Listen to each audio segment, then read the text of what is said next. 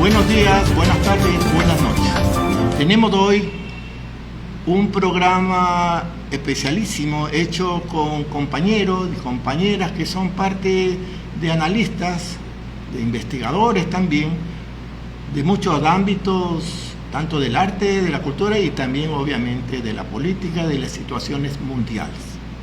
Ellos son parte de una comunidad de análisis, personajes a nuestro criterio, que aportan mucho sobre la situación tanto del país pero también del mundo, y en este caso en particular de Palestina. Por eso nos vamos a permitir compartir con ellos un diálogo. Quienes nos van a acompañar ahora, tenemos a Pierina Torres, gestora cultural, compañera que participa en muchos eventos y procesos que se dan principalmente en Guayaquil, aunque también en otras partes del país, y ha estado en eventos internacionales de solidaridad con los pueblos. Tenemos también a Pedro Páez, ya un amigo muy conocido, como él dice en sus programas, un viejo amigo. No sé si lo dice por cariño o por ponerme en evidencia. Sí, Pedro Páez, una persona de mucha formación académica, PhD en economía, ha sido ministro coordinador en el ámbito de la economía en el Ecuador, y seguramente muchos de ustedes lo conocen. Y también nos acompaña aquí a nuestro lado, lo vamos a decir que se presente, porque tiene seguramente alguna presentación en particular, pero él, Salomón, es un compañero de la Unión Ecuatoriano-Palestina, productor de ámbitos culturales y en particular sociólogo e investigador, y también el que hizo un libro que en la comunidad palestina ha tenido mucho impacto, Sucran América, sobre los palestinos en el Ecuador, con el apoyo de Marian Tuma, fundadora de la Unión Ecuatoriano-Palestina, en su momento un comité. Con esta introducción vamos a iniciar lo que es un diálogo realmente, para lo cual primero, y me disculparán que sea yo el primero que haga esta presentación, porque está asociado a presentarles datos, exclusivamente datos, y de ahí un poco el análisis, la conversación. Pero estos datos están referidos obviamente al ámbito muy delimitado de la situación presente actual directo de Palestina. Vamos a ver entonces, me permito indicar lo que están viendo en pantalla, es aquí Palestina, la catástrofe continúa.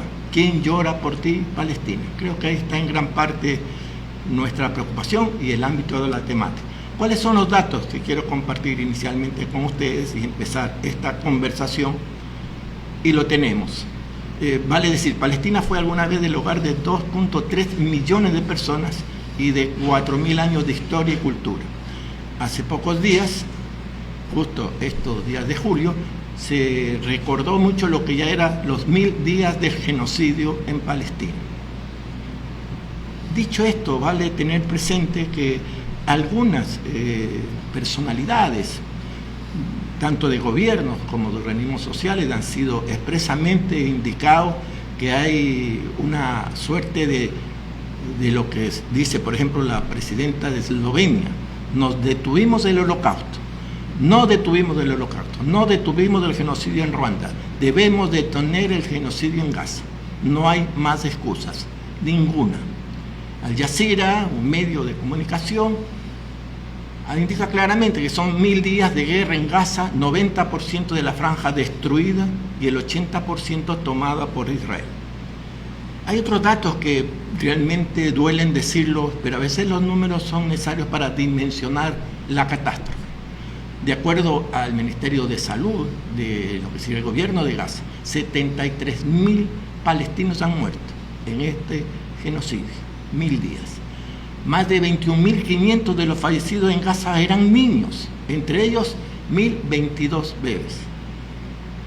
Hay 9.500 personas desaparecidas y bajo los escombros se considera que hay bastantísimos que no se puede incluso calcular claramente por las características de lo que ha sido la destrucción de más del 81% de los edificios de Gaza. Se comenta, se dice y se analiza con científicos que Israel lanzó 223.000 toneladas de explosivos sobre Gaza. Significa 16 bombas de Hiroshima en Gaza, en ese pequeño territorio. Esa es carácter espeluznante de lo que ahora ya se puede precisar con datos muy específicos.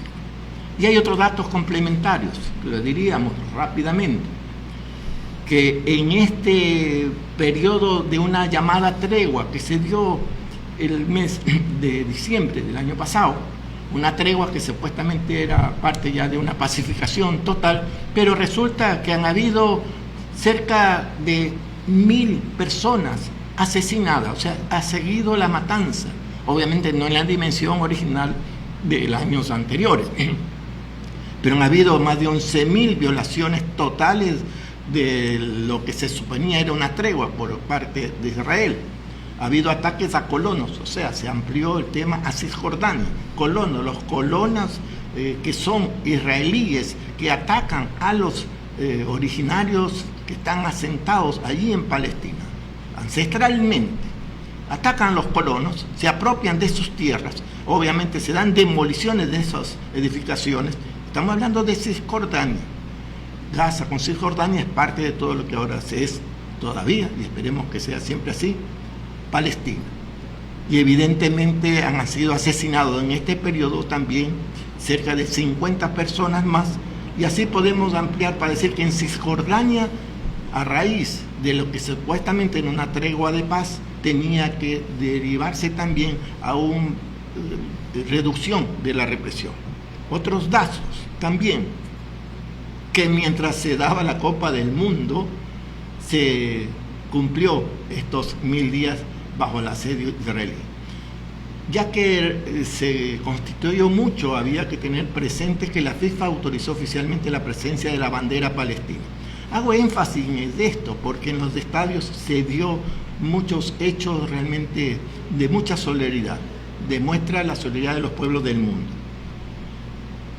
Y en esa solidaridad estuvo el entrenador de Egipto, estuvo procedimientos claros de presencia en Toronto de aficionados, haciendo marchas luego de las victorias que tuvieron sus países, en los propios estadios como Sarajevo, hicieron también expresiones con la bandera palestina ondeando por todo lado de muchas partes del mundo y en los propios estadios donde se daba esto.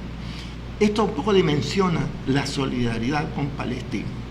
Veamos otros datos, porque podríamos decir que los acuerdos de paz de Oslo, que fueron en 1993-1995, que presagiaba un mundo de paz y tranquilidad entre Israel y Palestina, representada por el EP, realmente fue en los hechos boicoteado, que derivó en una crisis y no cumplimiento de esa paz. Esperemos que ahora, que hay un nuevo acuerdo de paz en el 2025 entre Hamas y Israel, impuesto por los propios Estados Unidos en condiciones de genocidio real en el territorio. Pero estamos en ciertas dudas porque hay datos que los vamos a complementar en este momento sobre cómo se está presentando este nuevo acuerdo de paz. Y aquí vienen algunos datos planteados a que en ese acuerdo de paz se constituyó o se tenía que constituir una junta de paz, una Junta Ejecutiva de Gaza, un Comité Nacional para la Administración de Gaza y una Fuerza Internacional de Estabilización. Son ámbitos organizativos, institucionales que tenían que dar vida al proceso real de paz en el territorio. Pero vamos a ver lo que realmente ha pasado. Y ahí tenemos la Junta de Paz presidida oficialmente por Donald Trump. Y además está integrado por Marco Rubio, Jared Kushner, que es el negociador económico e inmobiliario que tiene para todas las crisis que ellos mismos generan en otras partes del mundo, Steve Witkoff, con las iguales características, y otros más. También vale señalar a Guy Banga, presidente del Banco Mundial, porque es interesante la presencia del Banco Mundial aquí. Igual en el acuerdo de Oslo, el Banco Mundial tenía que tener un rol protagónico para financiar los procesos de reconstrucción. Ahora también está acá, pero vamos a ver que no está cumpliendo. Luego el otro nivel, después de la Junta de Paz, está una Junta Ejecutiva, que es un poco la relación que se da desde la Junta de Paz, presidida por este gran personaje extremo, yo diría, de la maldad, y esta Junta Ejecutiva está generada, dirigida por Nicolás Mladenov, que es como una especie de alto representante para Gaza, puesto obviamente por el propio el propio personaje siniestro del cual hemos hablado. Y hay el otro nivel es de un Comité Nacional para la Administración de Gaza que tiene que constituirse ya a partir de este mes de julio. Pero hay problemas críticos, porque vamos a ver que hay procesos que han demostrado que ha habido alto incumplimiento, casi como una especie de boicot o fraude, dado al hecho de que no se han concretado los pasos que el mismo plan de paz se planteaba. Y tenemos de ahí que el que debería ser parte de este Comité Gubernamental de Gaza dice que ha presentado oficialmente su dimisión.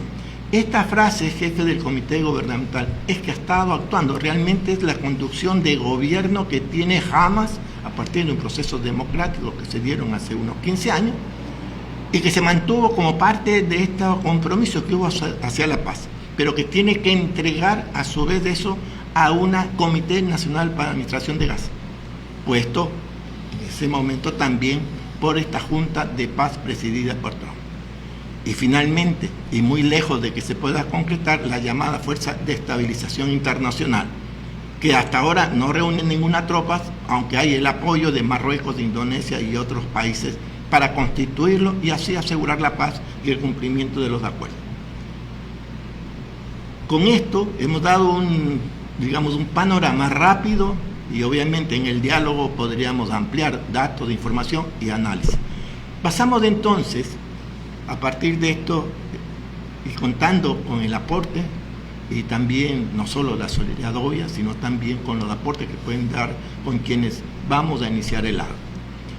Yo sugeriría, si es oportuno y necesario, que un poco Pedro Páez haga un primer comentario, aportes o preguntas entre todos y empecemos el diálogo con ese aporte de Pedro. Pedro, por favor. Bueno, muchísimas gracias y felicitaciones a los organizadores de este evento, porque en realidad es indispensable el mantener la alerta de este verdadero crimen contra la humanidad. Muchas gracias a vos, Fernando, de manera particular por permitirme ser parte mínimamente, de manera más humilde, en un acto de solidaridad con el pueblo palestino, con ese ejemplo de coraje, con ese ejemplo de resistencia, de valor, de proyección mundial que está generando, ¿no? Y me parece que con lo que has resumido se plantean una serie de interrogantes brutales respecto a lo que está viviendo el mundo ahorita. Las cifras que has dado son espantosas, pero parecería que se quedan cortas. Revistas tan afamadas como The Lancet, ¿no? Que es una revista científica desde mediados del siglo XIX, la revista científica más importante del mundo médico, multiplica prácticamente por 10 el número de víctimas que vos mencionas. Como en una actualización, ¿no? Porque hace más de un año hizo una primera estimación brutal y ahora la multiplica, la actualiza en estos niveles, lo cual da cuenta de la otra cara del problema, ¿no? Que es la entidad sionista. Yo creo que es fundamental mencionarlo en esos términos porque lastimosamente se ha creado una situación en la que con la amenaza de que te digan antisemita, pues se trata de esquivar un poco el bulto respecto a este tema. Hay una condena del Tribunal de la Haya en contra de Netanyahu y en algunos sectores, sobre todo en algunos sectores del propio mundo judío, incluyendo tanto los sionistas como los no sionistas, se lo ve con alivio porque dicen, bueno, dejemos que haga el trabajo sucio, ¿no es cierto? Y luego lo desechamos y con eso la cosa estaría resuelta. Por eso es tan importante ubicar las cosas en términos de las fuerzas socioeconómicas, los proyectos de sociedad que están en vigencia ahorita. Me han dicho que sea lo más corto posible y voy a tratar de hacerlo telegráficamente. Lo que estamos viviendo ahorita y lo que está pasando en Gaza, inclusive con los mismos protagonistas, digamos, en términos culturales, ¿no es cierto?, en términos de las mismas formas las mismas estructuras de poder mundiales que han venido los últimos 80 años actuando en ese territorio y a nivel mundial. Lo que vemos ahorita es una situación totalmente descarnada, es decir, hay una acción en la que ya se olvidan de las formas, hay una total de un total desprecio a cualquier intento de legitimar lo que han venido haciendo, desde un cinismo abiertamente criminal, en el que lastimosamente aparecen como cómplices a comunidades, a las élites del mundo, del propio mundo árabe e inclusive de familias de los propios palestinos, tanto allá como acá. Es muy importante ubicar. Acá en América Latina, la diáspora, la inmigración árabe, la inmigración palestina, por una situación de conveniencia, ha estado en una complicidad verdaderamente obscena con respecto a lo que el ente sionista está haciendo en contra de su propio pueblo. Así es que es importante ubicarlo en esta otra perspectiva. Entender primero, ¿no es cierto?, que detrás de esas identidades que son constructos imaginarios, ¿no es cierto?, lo que tenemos que ir ubicando son las condiciones concretas de explotación, de dominación, de opresión de los pueblos generadas por un imperialismo en plena fase de decadencia. Si no es posible entender lo que está pasando allá, sino como parte de, como deriva, ¿no es cierto?, de una agenda y que ha entrado en un proceso de franca degeneración, en el marco del declive de la hegemonía anglo-norteamericana, diríamos más claramente sionista angloamericana, y voy a tratar de explicar por qué en un par de minutos, si me alcanza el tiempo. En el marco de esa decadencia hay un proceso de degeneración que es económica, que es política, que es cultural, que es espiritual, incluyendo en el plano espiritual el tema religioso.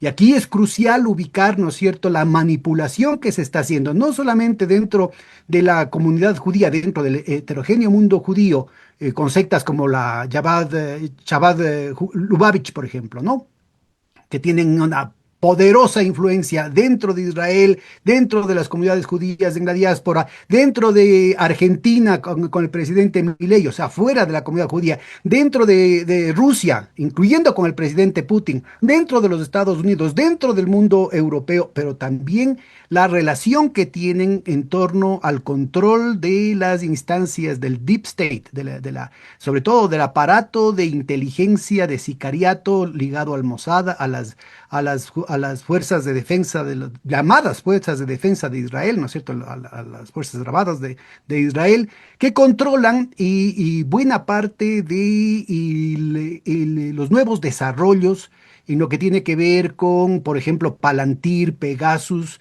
inteligencia artificial, Cambridge Analytica, es decir, todo lo que se ha dado en llamar el capitalismo de la vigilancia. Shoshana Zuboff, por ejemplo, plantea un libro y que ya es muy viejo, ya tiene como 14 años y que ya hace 14 años era espantoso. Imagínense lo que se está viendo ahorita, a lo que está directamente vinculado toda la porquería que ha salido en torno a Epstein. ¿Por qué lo menciono en estos términos?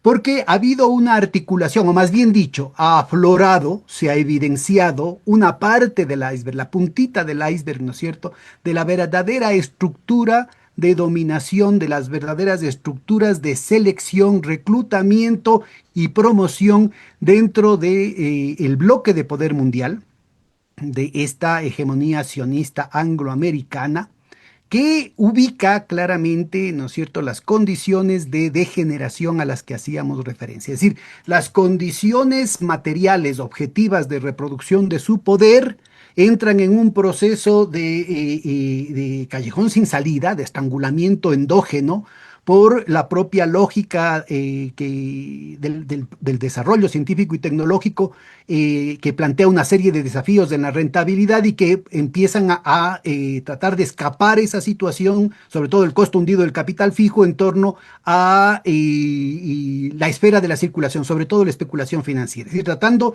de tener la maleabilidad, la agilidad para ir de un lado a otro, ¿no es cierto?, a nivel mundial además, pero a nivel de lo sectorial, a nivel de los distintos sectores de la economía, pero también atravesando todas las religiones, todas las estructuras de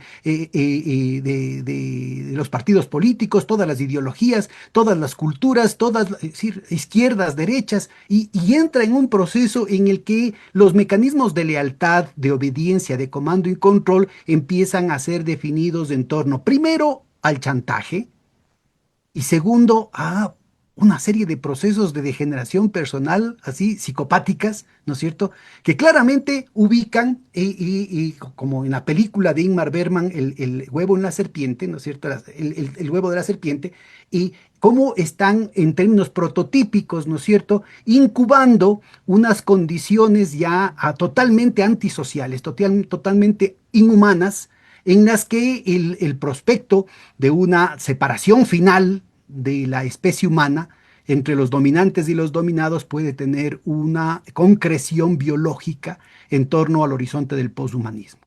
Las distopías de Palantir y en su versión, digamos, más candorosa, más abiertamente, más groseramente agresiva, como las que se nos presenta por Peter Thiel o Alex Karp o el nieto del dirigente nazi británico Louis Mosley, o en las versiones más edulcoradas de Yuval Harari, ¿no es cierto? Lo que nos plantean es una situación en la que tenemos que aguantarnos. Aquí hay los dispensables, los desechables, que somos 8 mil millones de seres humanos, y el pueblo elegido, con distintas versiones, ¿no es cierto?, en las que pueden estar tanto las atribuciones del del Antiguo Testamento, ¿no es cierto?, la cuestión veterotestamentaria, o las nuevas versiones en las que hay la cuestión calvinista esta de los predestinados, ¿no es cierto?, que ahora tendrían su representación en otras esferas culturales, ¿no es cierto?, en torno a la versión gringa de los losers. Sí, los ganadores y los losers, que somos el resto de la gente. Entonces, en esa perspectiva, ¿no es cierto?, que ya va ubicando cuáles son las condiciones de estructuración del poder totalmente en contradicción, a contrapelo de todo lo que fue la promesa de civilización que planteaba la modernidad capitalista, claramente de racionalidad, de democracia, de división de poderes, de respeto a los derechos humanos. Todo eso, ¿no es cierto?, ha sido echado al tacho de basura y de pronto, ¿no es cierto?, se les caen las máscaras. Y lo que está sucediendo, con esto voy acabando, lo que está sucediendo ahorita en Palestina es que ese proyecto, a pesar de su desesperación, a pesar de la brutalidad monstruosa con la que quiere morir matando, y no tiene mayores expectativas de sostenibilidad en el mediano y en el largo plazo, y empieza a encontrar y empieza a buscar desesperadamente mecanismos de metástasis en el resto del mundo. Y lastimosamente, y aquí está lo fundamental para América Latina, para el Ecuador, ¿no es cierto?, empiezan a meter sus garras en América Latina. Primero en términos del control territorial, ya se ve claramente, ¿no es cierto?, el hecho de que tienen compradas tierras, y con la complicidad de Milei y la secta Chabad Lubavitch, ¿no es cierto?, ya se legaliza la cesión de territorio, la cesión de soberanía que esto implica, inclusive con la presencia del dueño de Palantir en territorio nacional durante meses para concretar ya el traspaso logístico de sus instalaciones y la concreción de nuevas estructuras de poder político, nuevas estructuras de influencia cultural, nuevas estructuras de influencia religiosa, etcétera, etcétera, ¿no es cierto? Pero también en el resto de América Latina, y no descuidemos el hecho de que aquí tuvimos a una canciller hasta recién, aunque sigue teniendo tremenda influencia en este gobierno, ¿no es cierto?, por las vinculaciones de la familia Noboa con esta alianza en la que ya la relación de la estructura de poder, digamos, ya no solamente está en el Estado-Nación de Israel, sino que han triangulado con los Emiratos Árabes Unidos, ¿no es cierto?, en una vinculación que tiene, como ya lo ha denunciado el presidente Petro, una relación directa con la organización de las mafias internacionales, sobre todo en Dubái como centro de lavado de dinero de esos cárteles, ¿no es cierto? Ahí quedó clarísimo que ahí lo atraparon inclusive a Dritan Yitka, el famoso capo de la mafia albanesa al que le dejaron escapar los gobiernos cómplices de aquí del Ecuador, ¿no es cierto? Y que ubiquémonos claramente, ¿no es cierto?, la inmediata, la desesperada necesidad de una inmediata vinculación a través de un tratado de libre comercio, insisto. La cuestión de los estados-nación son solamente caretas, son las mismas estructuras de poder que se corresponden a la configuración de este bloque de poder mundial en el que la primacía la tiene esta coalición sionista angloamericana y que necesita nuevos mecanismos de valorización, nuevos mecanismos de reproducción ampliada. El tema el blanqueo de la droga, ¿no es cierto?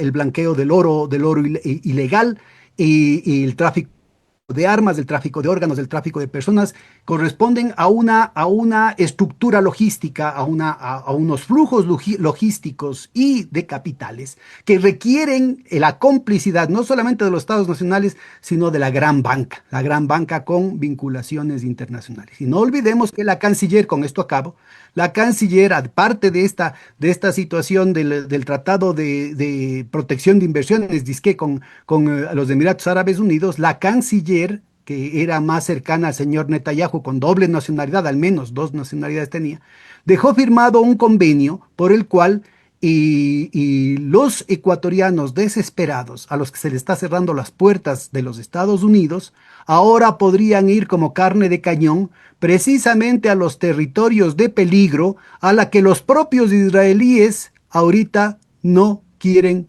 ir. Van a ir, ¿no es cierto?, como mano de obra barata, pero en realidad como carne de cañón de esta situación. Entonces, acabo con esto, Fernando, muchísimas gracias. La solidaridad con Palestina tiene que estar vinculada, ¿no es cierto?, con la directa atención respecto al mismo ente que está cometiendo el genocidio y su metástasis en el resto del mundo y sobre todo en América Latina y en el Ecuador. Muchas gracias. Eso da una apertura inmensa a temas muy complejos y muy necesarios de tratarlos, y el tiempo seguramente nos va a permitir también profundizar. Y quisiéramos ahora tener esta otra visión, la visión un poco desde la cultura, desde el ámbito de lo social, y creo que la mejor llamada para que nos dé ese criterio, un comentario o una pregunta también, tenemos aquí a Pierina, gran amiga, gran compañera. Pierina, si puedes... Oh, bueno, parece que hubo un problema técnico, no la tenemos ahorita en el chat, pero sí estamos acá con Jorge Salomón, quien, como había comentado, sociólogo, académico, investigador, había indicado también autor de un libro muy importante sobre los palestinos en el Ecuador.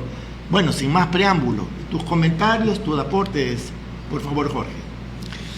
Bueno, muy buenos días a todos. Me pareció muy interesante lo que habló Pedro, porque realmente hay tal cantidad de información y él lo ha hecho magistralmente. Pero hay un punto que yo quisiera tomarlo porque pienso de que es algo que generalmente las personas y todos aquellos que están interesados sobre el asunto palestino como que a veces no calza. Y esto es el hecho de que desde que comienza todo el flujo de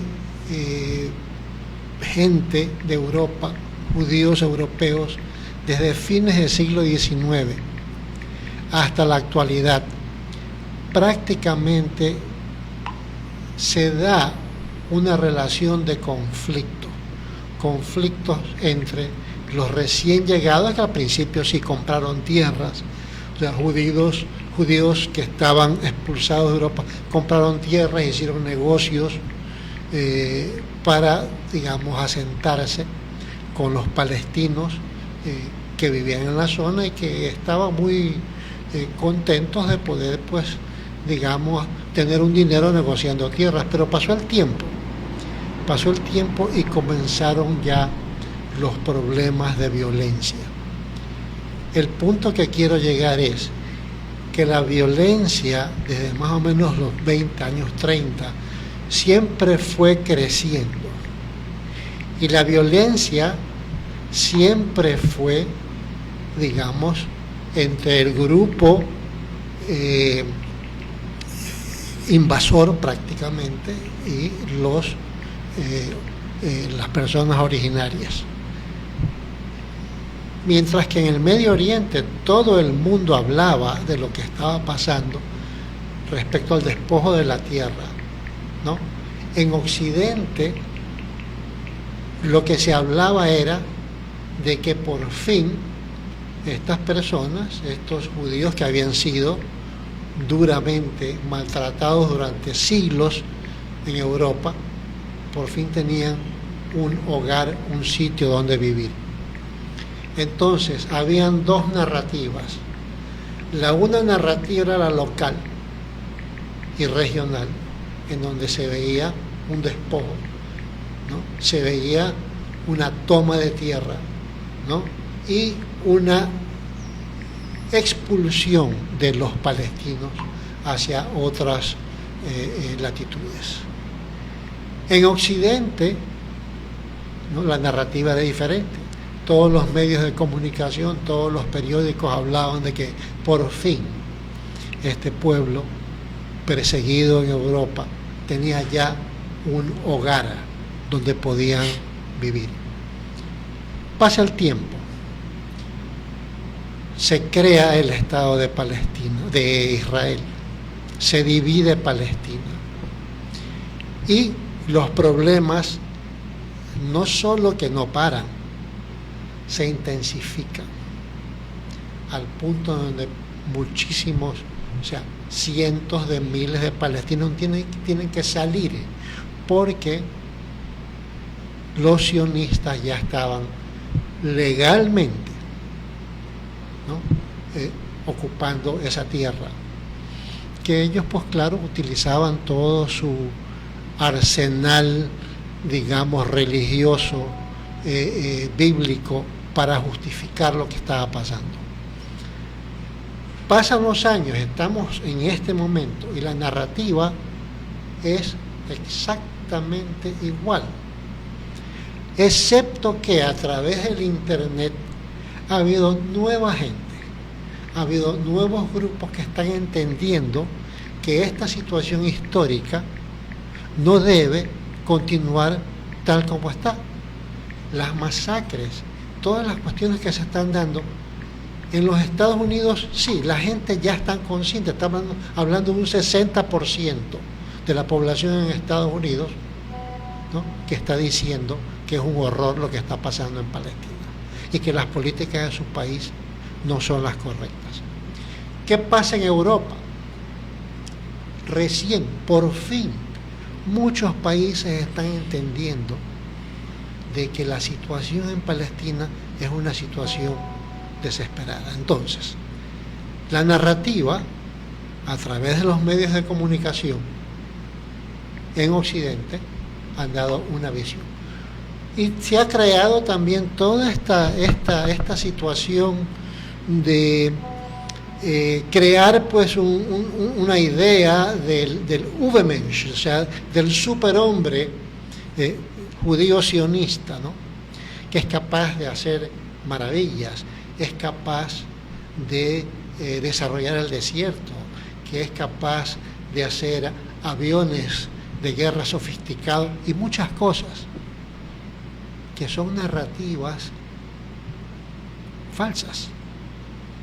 Entonces, esto ha creado en una población, pienso yo, en Israel, que piensan que ellos realmente son los Übermensch, que son los superhombres, que son los predestinados a estar en esa tierra. Y aquí viene otro problema. Mientras la narrativa ha sido muy sionista en Occidente, tenemos el problema de los grandes intereses de la guerra, complejo militar industrial, todo lo que son las grandes empresas de inversiones bélicas están realmente detrás de que se mantenga el problema, a tal punto que en este momento hay hasta un juego político en donde el presidente dice: voy a atacar, no, voy a hacer la paz, voy a volver a... Y este tipo de juego en el discurso se ha transformado en una forma de incrementar las acciones, bajar las acciones, y toda la gente que está en este juego, ¿no?, de Wall Street del City de Londres, están realmente jugando con la economía en base del sufrimiento de la gente que están involucrados en la guerra. Entonces, yo creo que hay muchos otros temas que se podrían hablar, pero estos temitas respecto a la creación, digamos, de los medios de un país, la creación de la idea de un superhombre sionista, los intereses económicos detrás de la guerra, todo esto han creado un caos actualmente que nadie sabe en qué va a parar. Pienso que eso es todo por bien. Esto nos da una pauta para parte de los temas que mutuamente un poco se ha compartido, sobre el tema de la historia real que se ha vivido con respecto a este proceso, no solo de genocidio, sino también de lo que ha sido una posesión, una toma del territorio. Y ahí, en programas que hemos realizado anteriormente, le hemos dado mucho énfasis al tema de la inteligencia artificial asociado al uso militar. Y vale señalar esto porque Pedro nos acaba de indicar el rol que tiene Palantir, y no solo lo que ha sido en Palestina, en la guerra, en el genocidio, sino también incluso en nuestra América. Siendo así, vale señalar de que hay otra empresa que está incidiendo, que es israelí, BlackCore, que ha sido denunciada y está en proceso de juicio en algunos países de Europa, acusada de haber incidido directamente en los procesos electorales. Digo esto porque el proyecto sionista es integral. No solo se toma territorios, como el caso de Palestina, directamente, sino que también intenta de una otra forma, asociado obviamente a este proyecto de, así como el Gran Israel, la Gran Norteamérica, ha planteado el famoso personaje del norte, y que ahí incluye incidir en la captación del poder desde ámbito incluso de formalidades democráticas.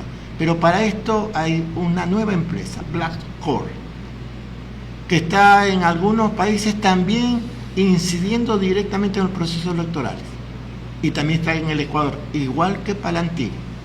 Con lo cual quiero un poco incorporar a este análisis que tanto Pedro como Jorge nos han contribuido, en cuál es el rol de este gran poder que está incidiendo no solamente en Palestina, sino a nivel mundial, primero con el proceso de América Latina, y si seríamos un poco audaces con el tiempo, lo que está pasando en el caso de Irán y de Ucrania. Podríamos decir que no son procesos aislados, independientes de los unos a los otros, porque en cada uno de estos referentes del rol que tiene Israel, realmente el sionismo sobre estos procesos es vinculado directamente. Por lo tanto, el pueblo palestino, diríamos de una u otra manera, representa un referente de alerta, de poner presente, que son ellos los que están diciéndonos que ahí tienen un enemigo poderosísimo que también está intentando de una u otra manera incidir en los procesos políticos, económicos, posesión de tierra, como el caso, como bien señalaba Pedro, tú lo decías claramente, de lo que está pasando en la Patagonia. También lo ha señalado Vía Viteri, de parte de acá de la solidaridad con Palestina, y todo esto asociado incluso a captar poder político a partir de incidir en procesos electorales. Y tenemos entonces ya, además de Palantir, otra empresa, BlackCore.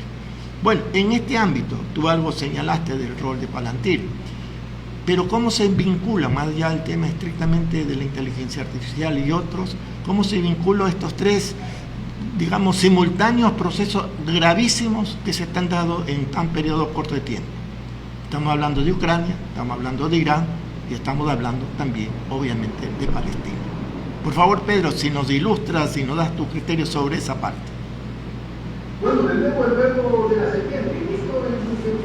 cultivando desde hace muchísimo tiempo, ¿no? Y la vinculación, por ejemplo, de los nazis con el Mossad.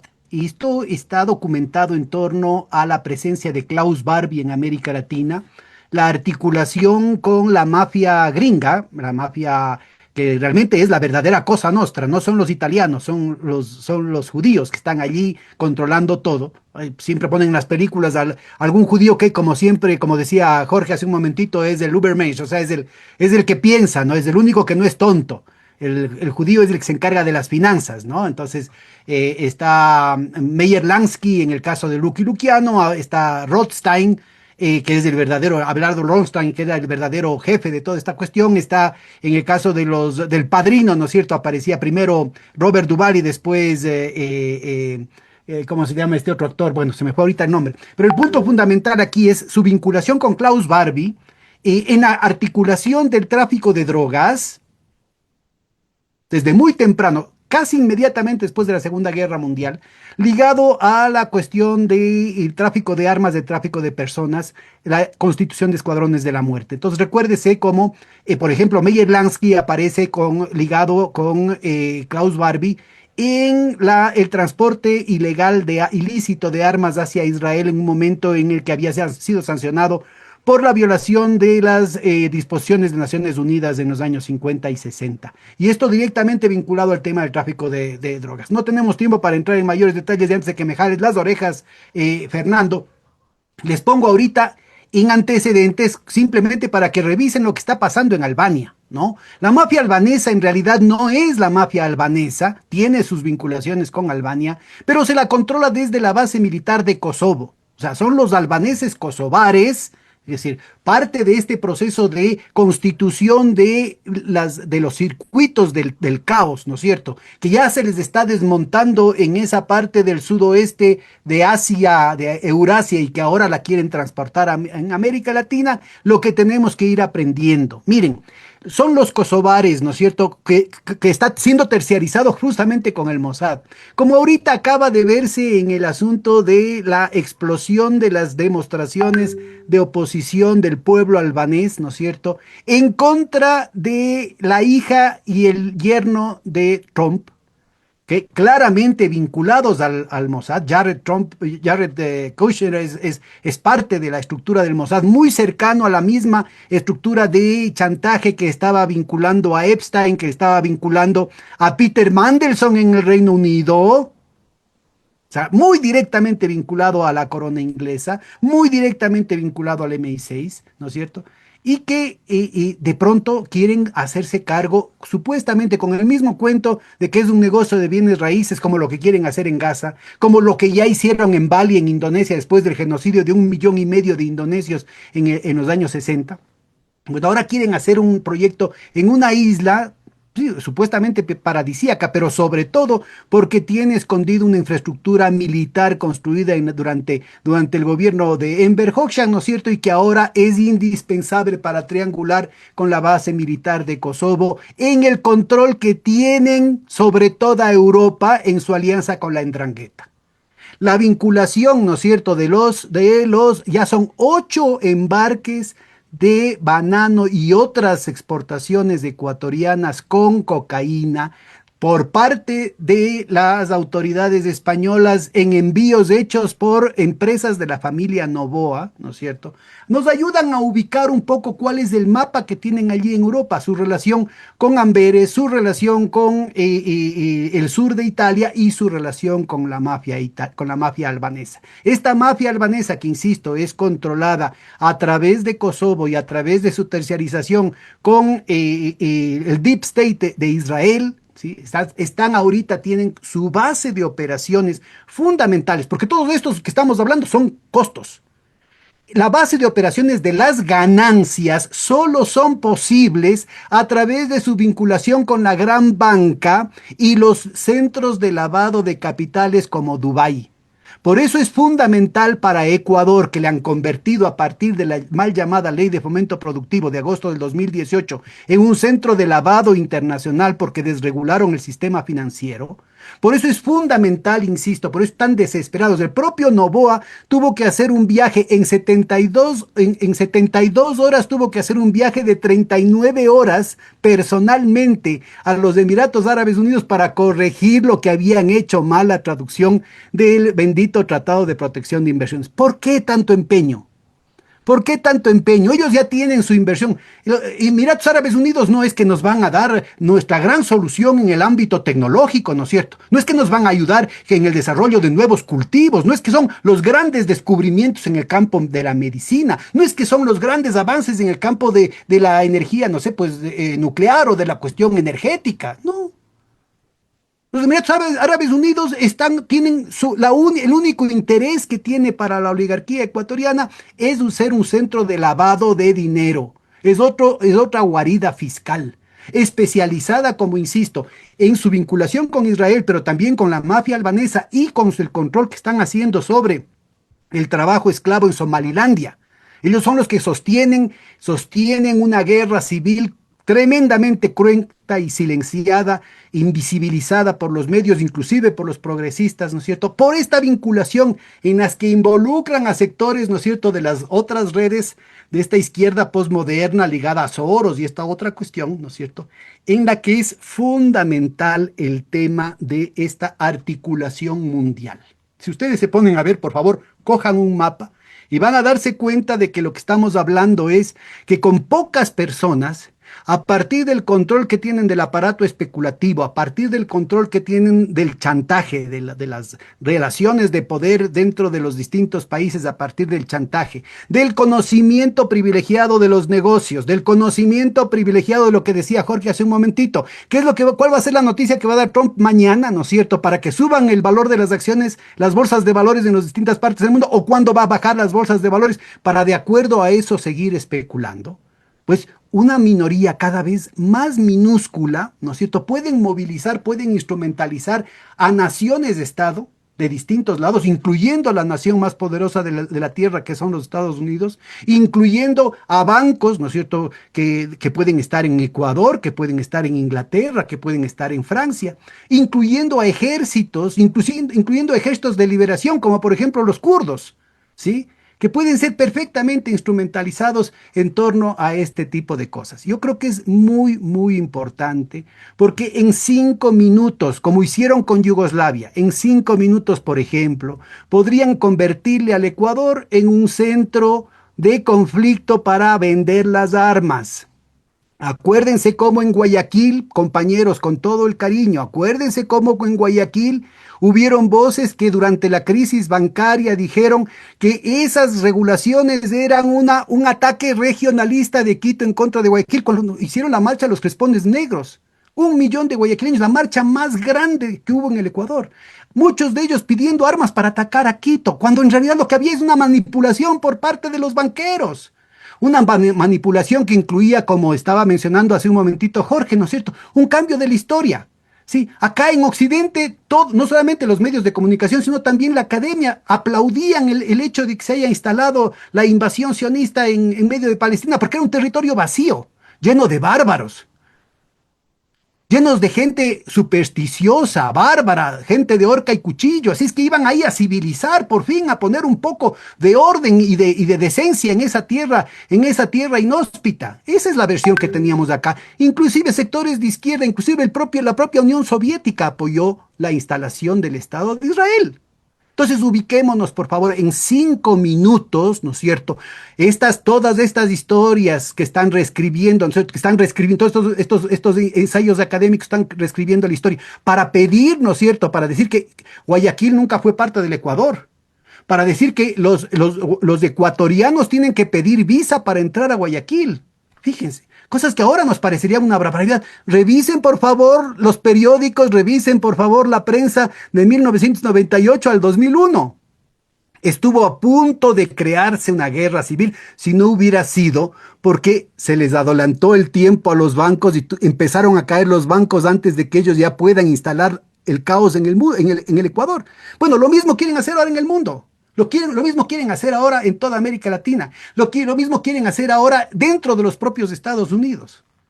Entonces, la podredumbre que está en el sistema financiero, en cuya cúspide, sobre todo de aquella rama especulativa, monopólica, especulativa mundial, que es la que se ha empoderado tremendamente, se ha enriquecido de manera, y se ha enriquecido y se ha envilecido tremendamente durante estas décadas neoliberales, ¿no es cierto?, en cuyo corazón están precisamente este pacto anglo-sionista, más que gringo, anglo-sionista, ¿no es cierto? Este sector está desesperado porque están sobreendeudados, porque han destruido el principio de la propiedad privada, porque han destruido el principio de partida doble. Miren, todos los derivados financieros, todas las cuentas offshore, todas las cuentas en las guaridas fiscales, como por ejemplo ahora el Ecuador y como por ejemplo Kosovo y como por ejemplo los Emiratos Árabes Unidos, ¿sí?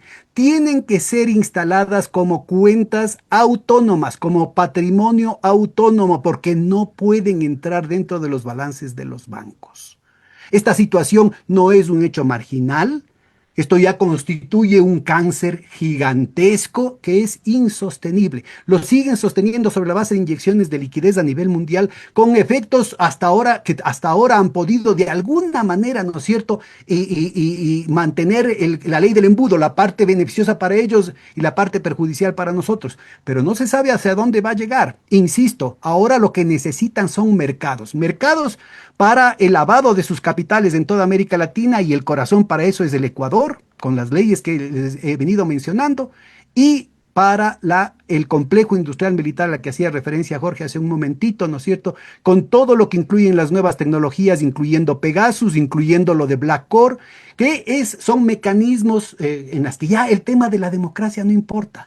Los fraudes electorales aquí en el Ecuador, en Honduras, en Colombia, en Perú, en la provincia de Buenos Aires han sido evidentes.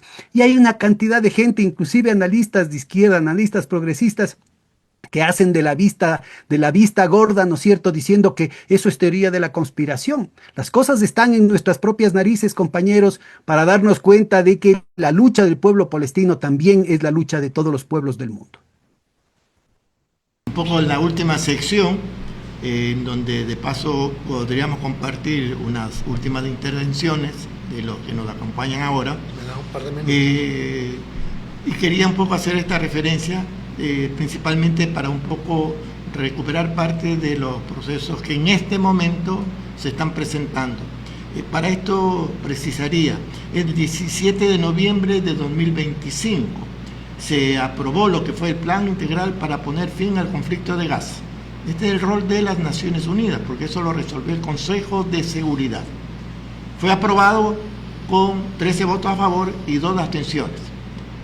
Vale señalar que este plan integral tuvo la presentación directa, formal y oficial de Donald Trump como presidente, y que también es a su vez presidente total de lo que es de este organismo superior que controla y dirige el plan integral.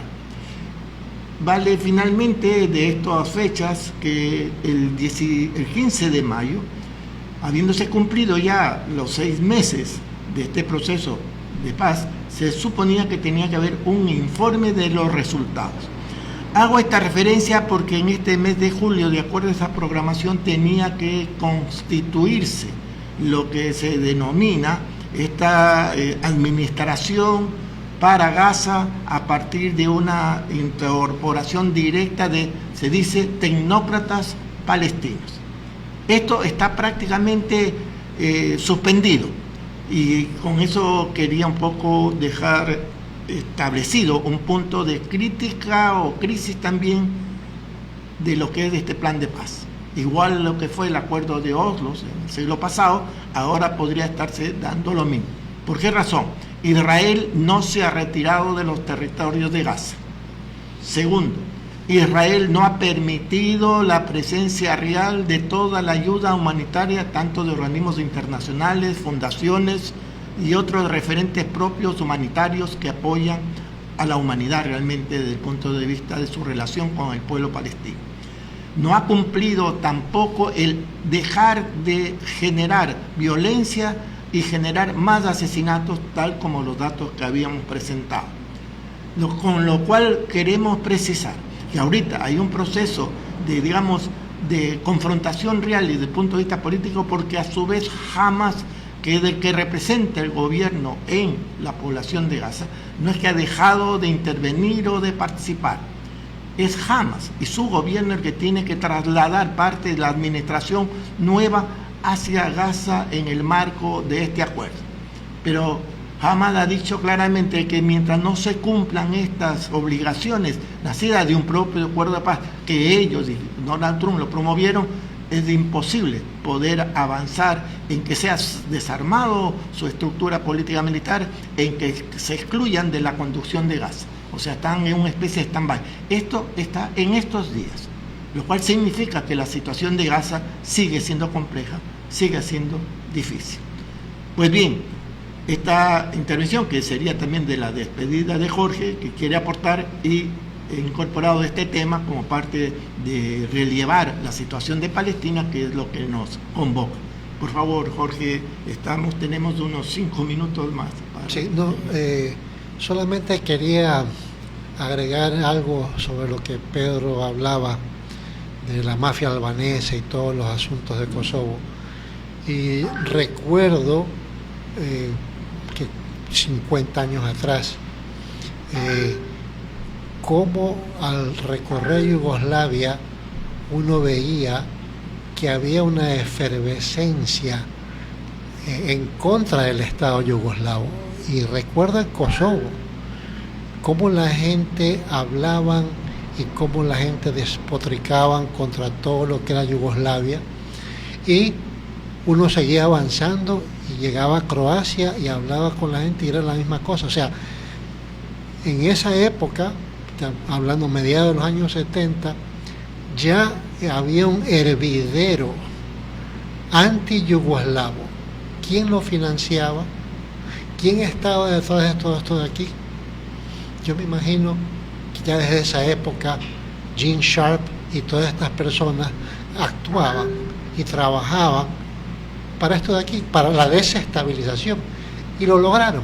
Eventualmente, miren lo que ahorita es Yugoslavia y miren lo que cada país, cada región, yéndose para cualquier lado que les da y les ofrece un mejor trato. Y creo que el Occidente ha tenido un muy buen trato en Yugoslavia ahorita. Pero lo de Kosovo tiene ya más de 50 años de esa efervescencia anti-yugoslava. ¿Y quién promocionó eso de ahí? ¿Quién estaba detrás de toda esa desestabilización? Y la desestabilización prácticamente, cuando uno lo ve, ha sido una de las formas más increíbles de manipulación política alrededor del mundo en los últimos 100, 150 años, quizás hasta más. Estados Unidos hizo su primer ensayo de manipulación política y cambio de régimen el año 1802 en Marruecos. Entonces tenemos ahorita una larga historia de desestabilización política con fines específicos para el hegemón. Bien. Bueno, por el tiempo, agradecemos muchísimo a quienes han compartido este importante diálogo. Igual diría a ver si nuestro amigo Pedro nos da un saludo final, a sabiendas que quisiéramos seguir hablando entre nosotros y con Pedro y Jorge en particular largo, hay tantas cosas, pero vamos a hacer un esfuerzo para despedirnos corto. Por favor, Pedro.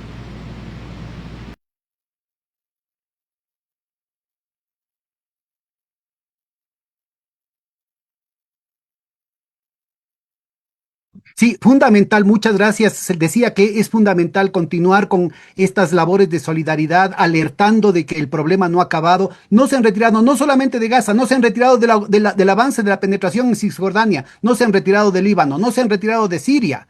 Pero además han abierto nuevos frentes en Chipre, han abierto nuevos frentes en todo lado, están abriendo nuevos frentes en América Latina y como bien decía, esa desestabilización, estas tecnologías de dividir para reinar, cosas que parecerían absolutamente locas. Las broncas que pueden haber, no sé, pues entre los guayaquileños y los guayacenses, entre los de Milagro y los de Daule, entre los de Cañar y los de Azogues, entre los de Azogues y los de Cuenca, los de Cuenca y los de Loja, entre los de Riobamba y los de Ambato.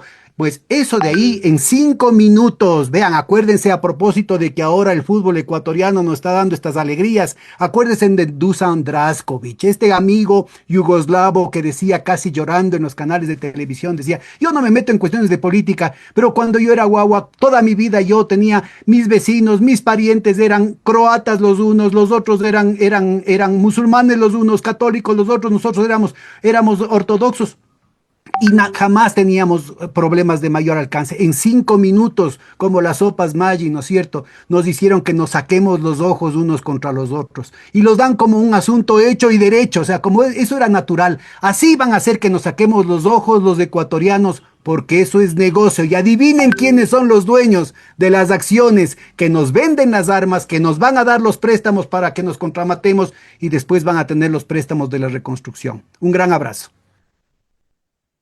Agradecemos a los compañeros que nos han estado con nosotros.